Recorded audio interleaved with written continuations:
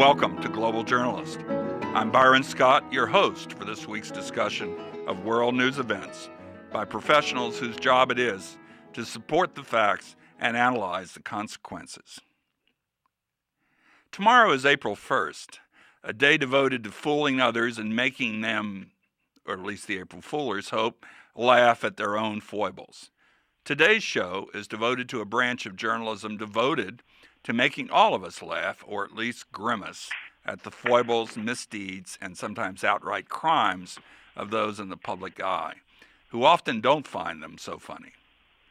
The editorial cartoonist, like the court gesture of old, is permitted to point out the emperor's nakedness, to stick a pen into overblown egos, and get away with it.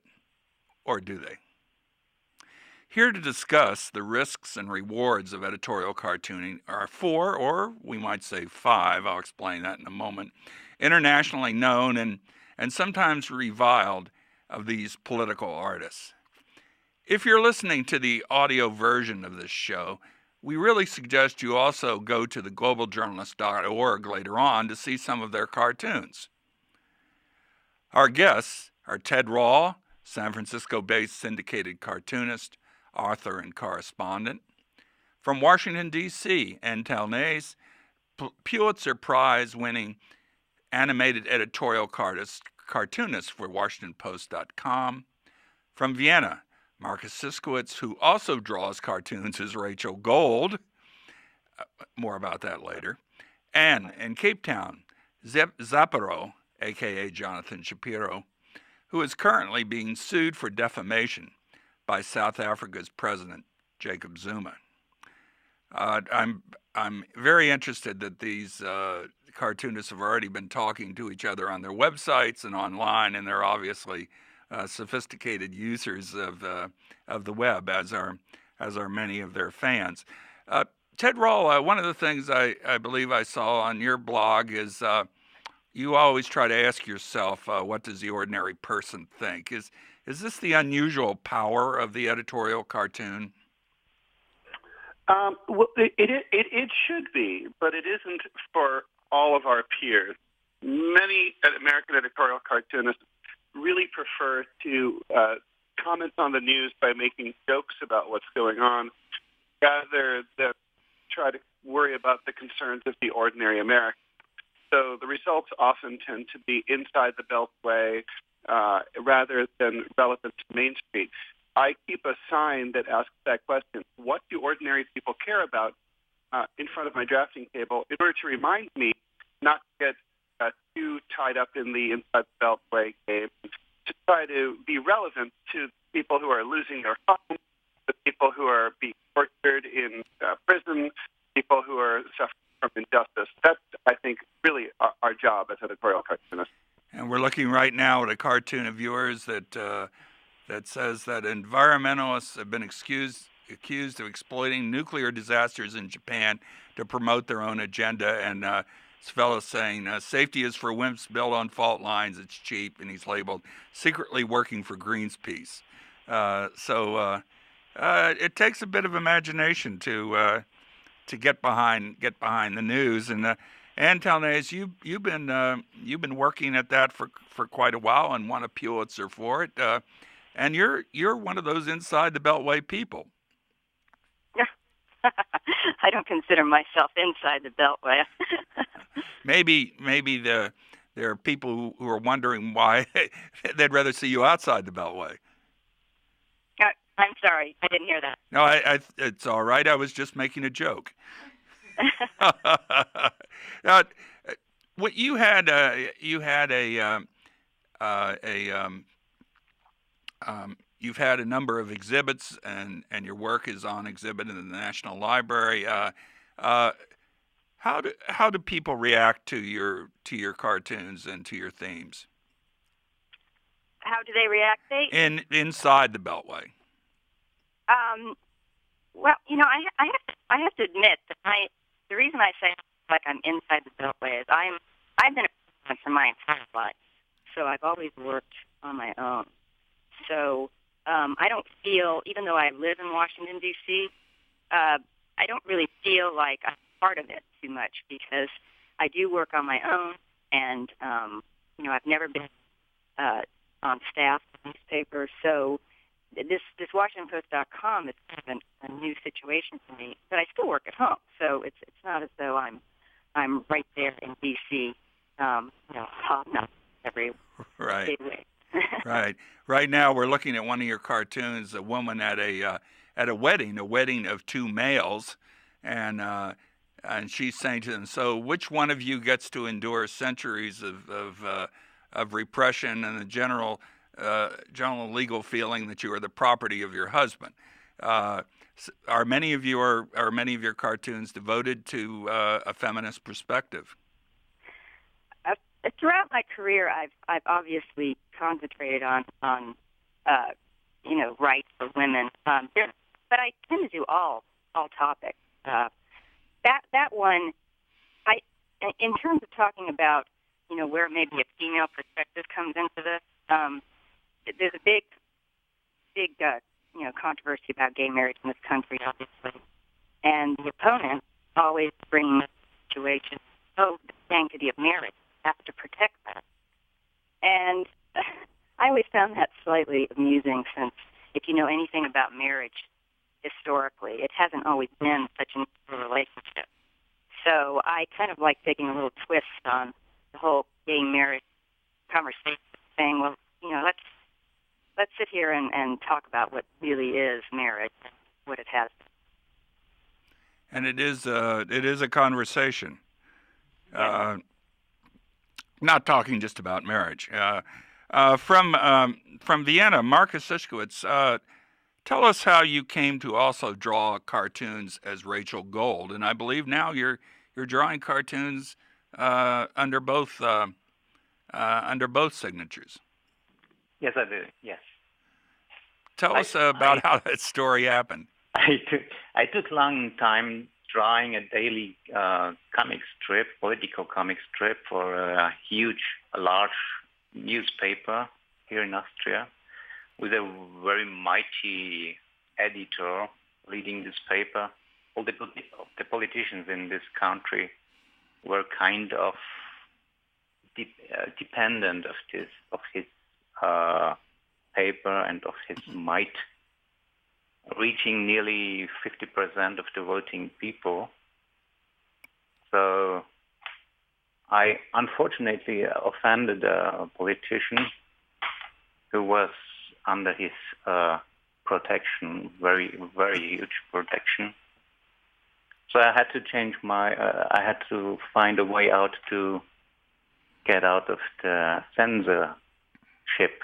He oppressed me in a kind of, I shouldn't draw any more cartoons of this person, or he would fire me. That was the the letter I got from him. So I invented a female cartoonist with a totally other style, totally other kind of drawing. Even my colleagues here in Austria didn't recognize that was my drawing, my style. So nearly half a year I could hide behind this woman, and she got even more direct, even more how do you say? More popular? More popular too. Uh-huh. But also closer to the heart of things, maybe. Uh-huh. Hiding behind her, I had much less respect for against the politicians. So the cartoons got much sharper and better from the meaning here. Yeah, you understand? Yes, I do understand. Are you? And I gather that Rachel Gold does not make public appearances or sign autographs from her fans, but we're now looking at a selection from both of you, if you will, and we'll let our audience decide who is the best. I'm looking particularly at one from Rachel Gold, and it shows the space junk and in the air forming over the Earth, forming the words goodbye. Could you tell us what that cartoon was intended to show? Was this the That was the last landing of the space shuttles? Yes. Okay. space shuttle. Ah, yes. Yeah. Yes. I think it is a problematic situation for the NASA and NASA, you say? Yes. NASA. For NASA, you're right. Because Russia, even France or the European are still on space, and the shuttle program has to shut down for a huge time now. So it's a kind of say goodbye by the space from outer space and from all the international partners. Yes, yeah. Yes. Zapiro, I'm going to. I've saved your story for last because you're actually being sued for defamation of character by the president of South Africa. It's a kind of a story we might have difficulty getting our heads around here in the United States. Can you tell us this story and how this happened? Yeah, sure. As it happens, when I came to the United States just a few years ago, I met Ted amongst other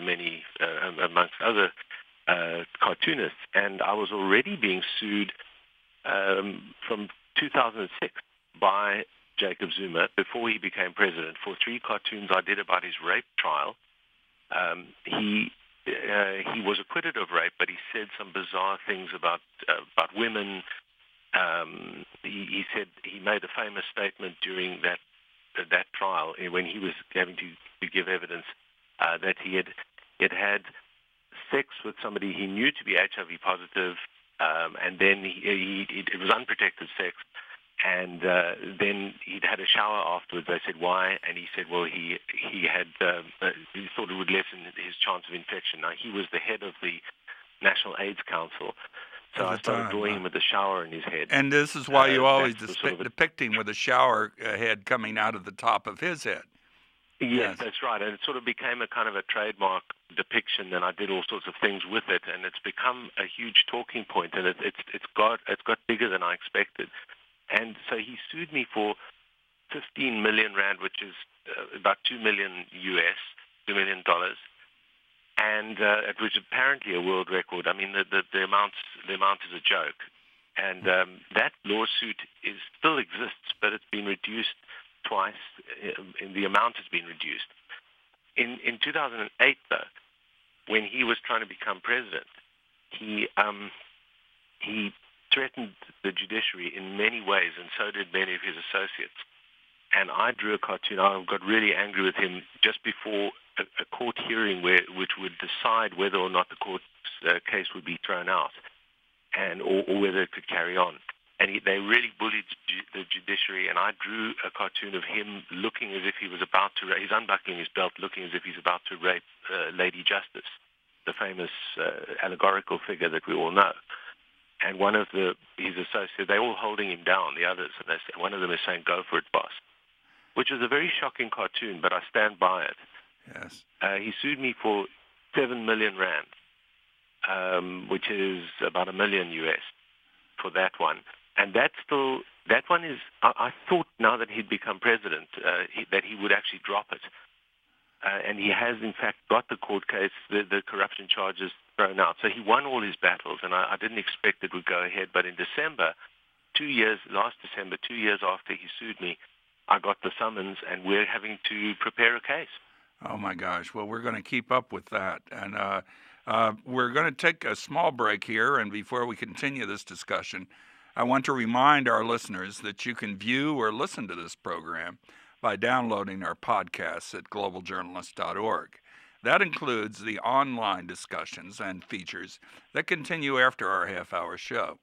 You also can send us questions or comments, care of Global Journalist Program at gmail.com, or just look us up on Facebook.